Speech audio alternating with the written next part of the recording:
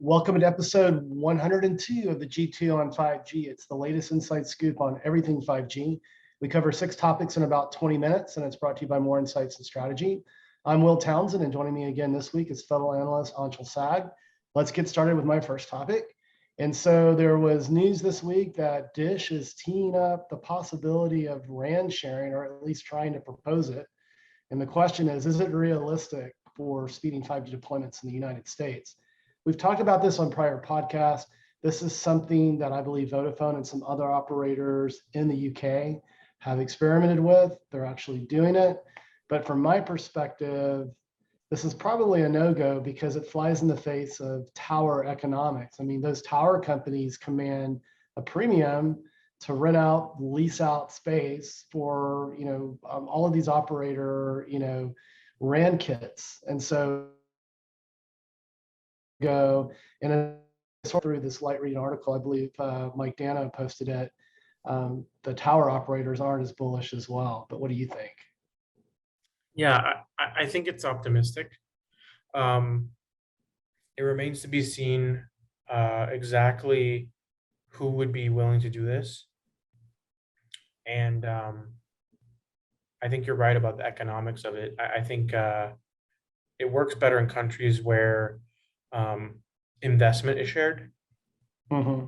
And I think there would need to be a shared investment for the sharing of infrastructure. Yeah, and I just, from my perspective, when you look at Verizon, AT&T, and T-Mobile, all 3 of these operators are fiercely competitive. So I'm wondering, is this sort of a trial balloon that Dish is floating because they're so far behind on meeting that summer requirement, right, for coverage? What do you think?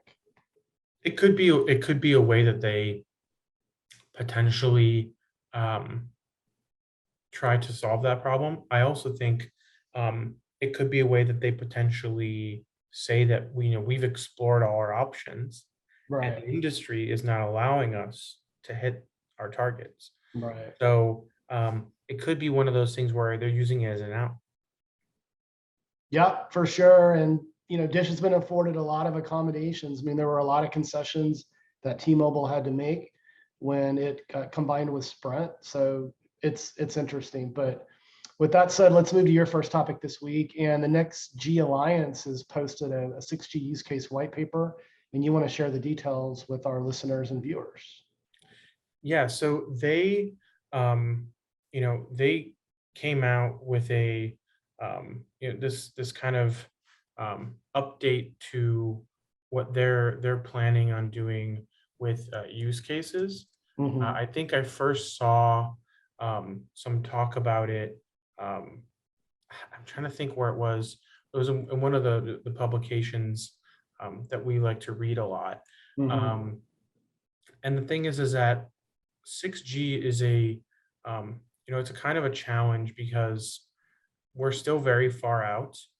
And Next G, at least with ATIS, it's a US based organization, and they have kind of identified 4 categories of use cases that are in this report. Mm-hmm. They talked about network enabled robotics. Mm-hmm. They talked about multisensory XR, which I'm all about. Yeah. They've also talked about autonomous systems, as well as distributed sensing and communications, as well as personalized user experiences. So these use cases are categories that are in this ATIS report, and they also are talking about there's 6 audacious goals, which they published back in February, which is a very convenient and clever way to talk about 6G, because they want to say they have 6 goals for 6G. Mm-hmm. But the reality is that a lot of this is still pretty nebulous, in my opinion. Yeah.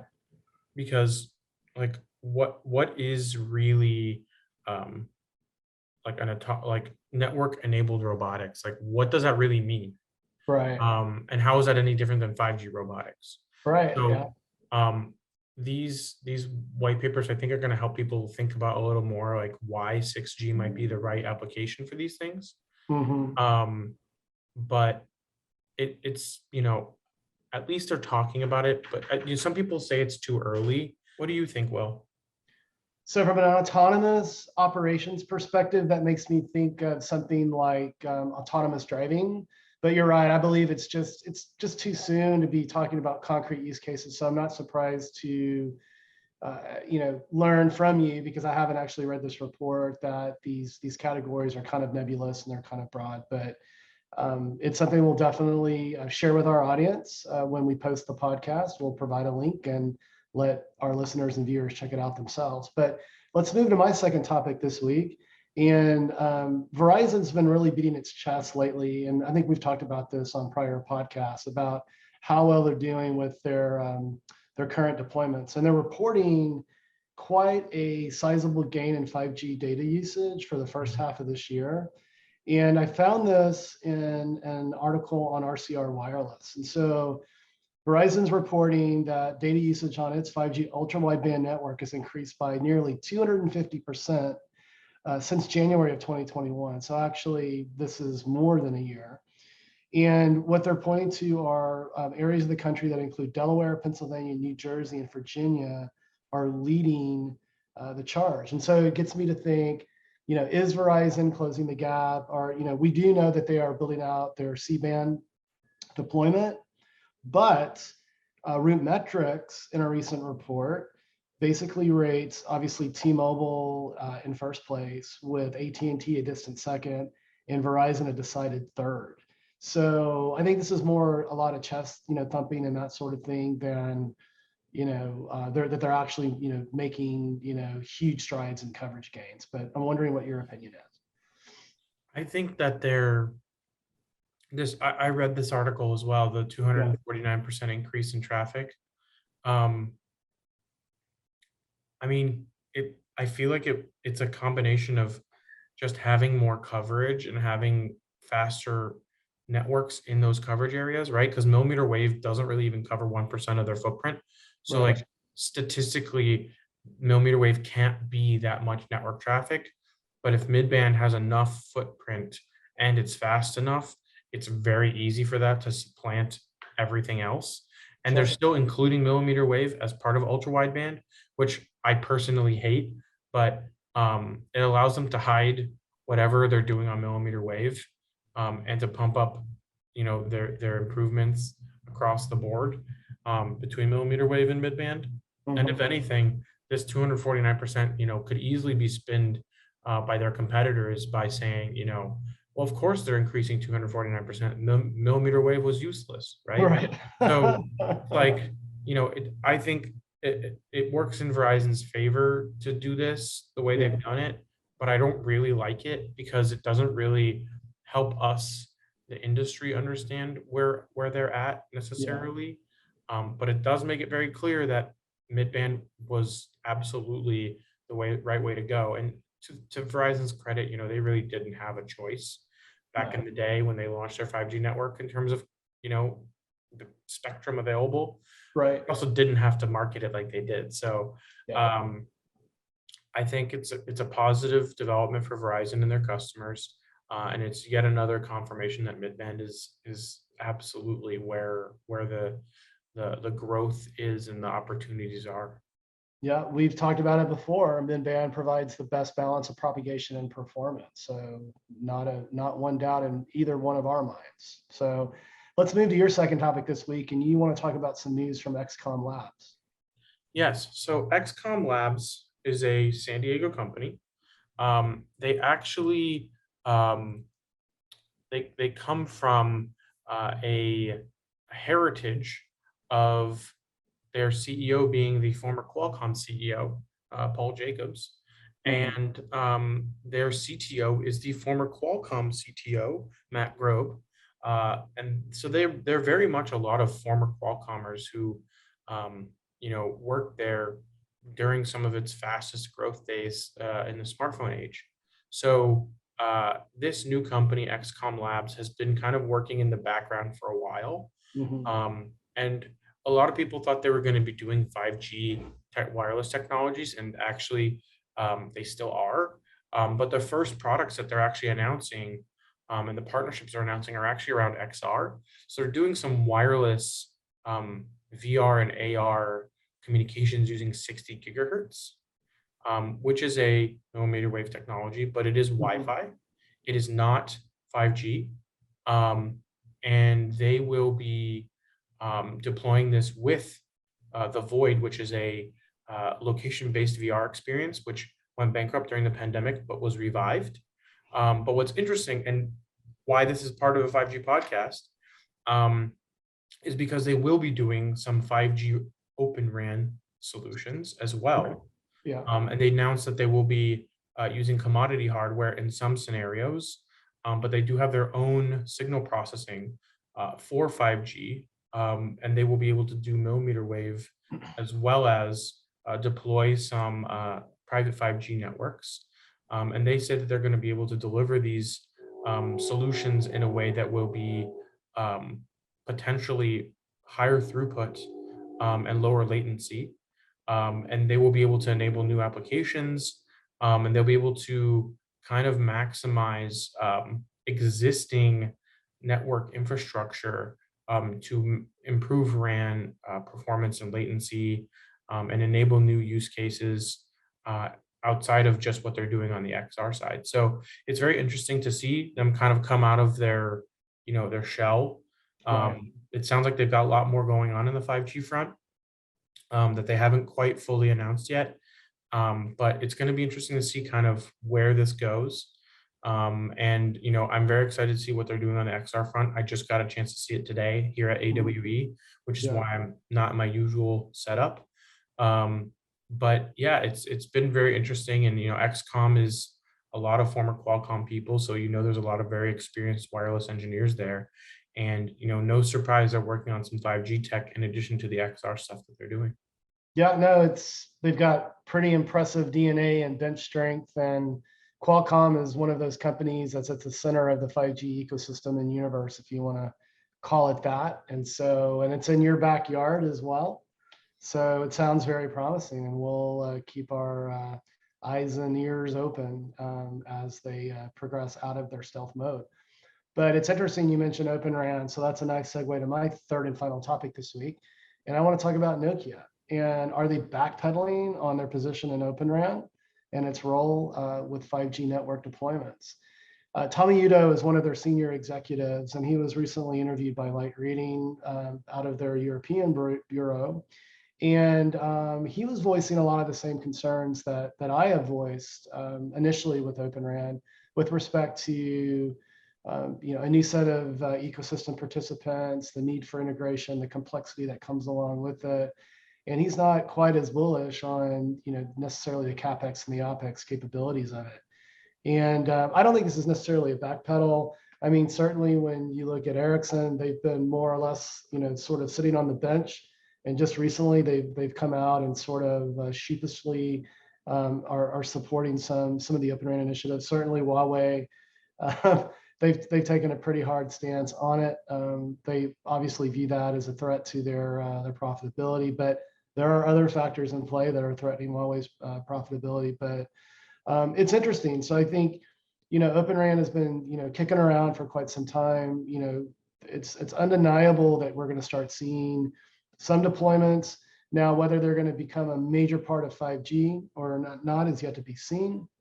Because again, we've talked about this on prior podcasts, many operators have locked their overall RAN plans with respect to 5G years ago. So this is going to be more of a supplemental, deployment. From my perspective, it's not going to be the lion's share of 5G, but it could certainly be the lion's share of 5G in those greenfield deployments, like the Rakutans of the world, the Reliances of the world, and the Dish Networks of the world. But what are your thoughts? I think that it's a challenge for a lot of the bigger infrastructure vendors, just because they have an existing customer base that are already buying products from them that they're familiar with and that they've been successful in selling.